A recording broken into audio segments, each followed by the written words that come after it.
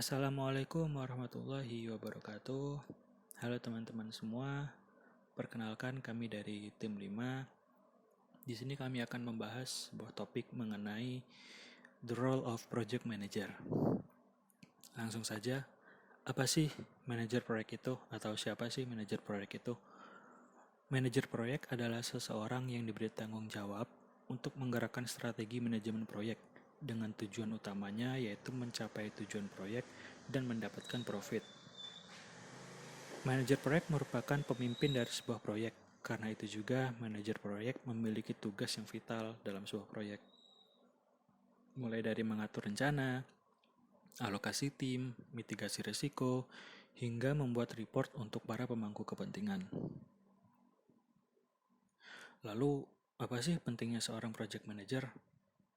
Yang pertama, seorang project manager dapat menyatukan perencanaan, komunikasi, kontrol, dan arahan terkait proyek untuk mencapai tujuan proyek. Yang kedua, seorang project manager merupakan individu yang ditunjuk dengan tanggung jawab untuk mengelola suatu proyek. Yang ketiga, ia adalah sebagai titik kontak tunggal pelanggan untuk layanan yang diberikan dalam lingkup proyek. Dan yang terakhir, ia mengontrol perencanaan serta pelaksanaan ruang lingkup kegiatan dan sumber daya proyek untuk mencapai tujuan, jadwal, dan kualitas yang ditetapkan. Sekarang kita bahas mengenai tugas dan tanggung jawab seorang manajer proyek. Yang pertama, seorang manajer proyek memiliki tugas untuk membuat rencana proyek. Yang kedua, membagi unit tugas kepada tim.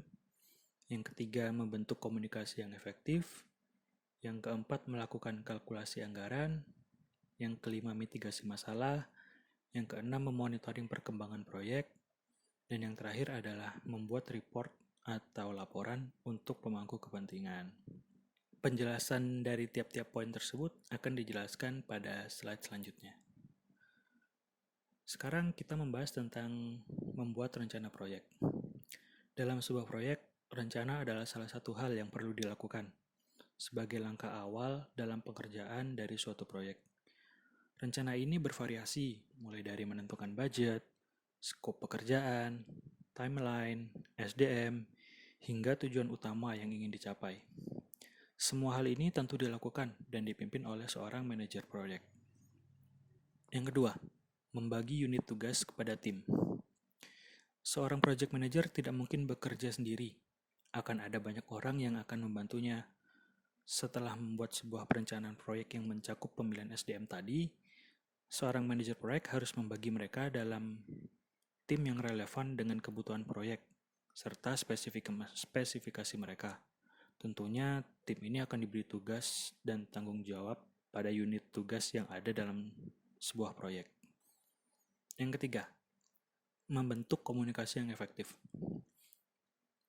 Komunikasi sangatlah penting dalam bekerja dalam suatu tim.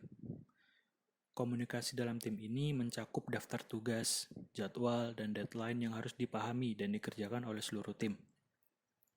Komunikasi di sini untuk menyampaikan informasi harus jelas dan efektif sehingga dapat dipahami oleh seluruh tim.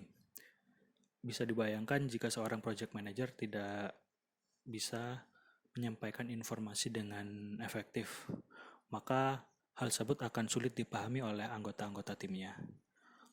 Yang menjadi note di sini adalah komunikasi yang efektif penting untuk meningkatkan produktivitas dan semangat kerja di dalam tim. Yang keempat adalah melakukan kalkulasi anggaran. Dalam suatu proyek, budget atau anggaran tidak akan pernah bisa lepas. Banyak sekali terjadi kasus perhitungan anggaran yang melenceng pada saat perencanaan sampai dengan proses eksekusinya. Karena itu, seorang proyek manajer harus secara jeli memonitoring penggunaan anggaran dalam proyek yang diembannya. Manajer proyek juga harus sebisa mungkin memastikan anggaran yang dikeluarkan dimanfaatkan dengan efektif dan efisien, sehingga meminimalisir melencengnya anggaran pada saat perencanaan sampai dengan proses eksekusi.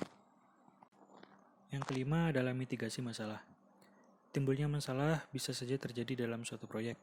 Untuk mengantisipasinya, manajer proyek harus membuat perencanaan masalah.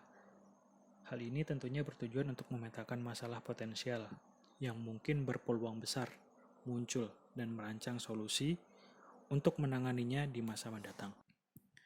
Yang keenam, monitoring perkembangan proyek berdasarkan kerangka kerja atau biasa kita sebut blueprint. Kerangka kerja atau yang biasa disebut blueprint merupakan landasan atau acuan dalam pembuatan penyusunan strategi, pelaksanaan program, fokus pekerjaan, serta implementasi yang harus dilakukan oleh unit lingkungan kerja. Jika ada pekerjaan yang melenceng dari kerangka kerja, maka seorang project manager harus berkomunikasi kepada tim terkait agar pekerjaan tersebut kembali sesuai on the track. Jika memang perubahan tersebut sangat diperlukan dan mendesak, maka harus disesuaikan dengan cara mengalokasikan kembali unit kerja berdasarkan sumber daya manusia yang ada. Dan yang ketujuh adalah membuat laporan kepada pemangku kepentingan atau stakeholder. Pemangku kepentingan sangat tentu membutuhkan laporan untuk memeriksa kemajuan proyeknya. Laporan ini berisi informasi detail tentang status kemajuan proyek. Pada tahap akhir nanti, laporan ini akan dikumpulkan dan diarsipkan oleh manajer proyek. Dan nantinya laporan ini berfungsi sebagai acuan bagi manajer proyek ketika mengemban proyek lainnya yang serupa. Lalu tantangan apa sih yang dihadapi oleh manajer proyek?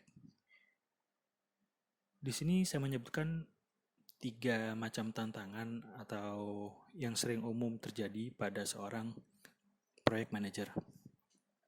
Yang pertama, project manager harus mengendalikan keterampilan komunikasi dan kekuatan persuasi mereka.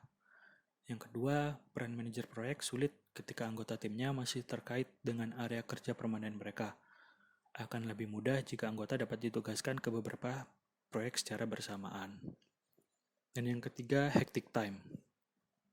Hectic time di sini maksudnya adalah suatu kegiatan atau suatu hal yang memiliki jadwal yang sama. Contohnya ketika kita mempunyai kegiatan A dan kegiatan B dan mereka memiliki jadwal yang sama. Hal itu tentu sangat sulit dilakukan atau dilakukan oleh seorang project manager. Saat ini sifat yang harus dimiliki seorang manajer proyek yakni yang pertama adalah sebagai pemimpin atau leader. Yang kedua berinovasi, yang ketiga dapat bekerja dengan penuh tekanan, yang keempat berorientasi dengan tujuan, yang kelima memiliki kredibilitas, teknikal maupun administratif, yang keenam dapat mengatasi konflik, yang ketujuh sebagai penghubung, yang kedelapan sebagai fasilitator dan koordinator, dan yang terakhir dapat mengatasi stres, kekacauan, dan ambiguitas. Nah, lalu skill apa saja sih yang harus dimiliki oleh manajer proyek? Yang pertama adalah keterampilan dalam manajemen proyek. Yang kedua adalah keterampilan interpersonal dan perilaku. Dan yang ketiga adalah keterampilan manajemen teknologi. Ketiga skill ini akan dibahas dalam slide selanjutnya. Yang pertama, keterampilan dalam manajemen proyek.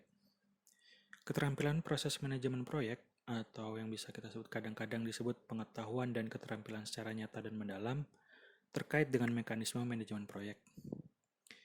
Yang kedua, seorang manajer proyek harus memiliki pengetahuan tentang proyek termasuk alat, teknik, dan proses teknologi, serta dapat menerapkannya.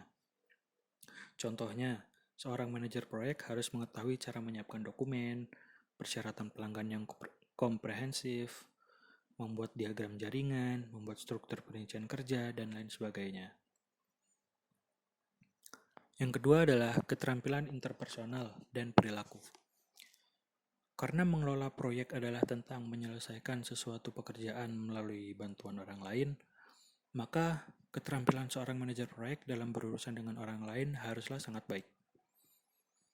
Hal ini sangat berkaitan erat dengan keterampilan interpersonal dan perilaku seorang manajer proyek. Biasanya kedua perangkat keterampilan ini sering disebut soft skill. Contohnya, kemampuan komunikasi lisan dan tertulis, negosiasi, kemampuan mendelegasikan, coaching atau mentoring, dan memecahkan masalah atau konflik. Dan yang terakhir, yang ketiga adalah keterampilan manajemen teknologi. Sebagian besar proyek memiliki satu atau lebih teknologi yang pasti disematkan. Teknologi yang disematkan mengacu pada proses atau area teknologi pada inti proyek. Contohnya mungkin termasuk pengembangan perangkat lunak, proses bahan kimia, atau konstruksi komersial. Setidaknya dari contoh-contoh tersebut, proyek tersebut memanfaatkan atau menyematkan teknologi pada proyeknya. Entah itu suatu teknologi sistem informasi, teknologi yang lainnya. Yang terpenting semua proyek akan mengandung unsur teknologi yang disematkan. Kemampuan manajer proyek untuk memandu dan mengkoordinasikan penerapan teknologi ini sangat penting untuk kesuksesannya sebagai seorang manajer proyek. Baik, begitulah presentasi atau penjelasan kami, tim 5, mengenai topik The Role of Project Manager. Kurang lebihnya, kami mohon maaf jika ada salah dan kekurangan. Wassalamualaikum warahmatullahi wabarakatuh.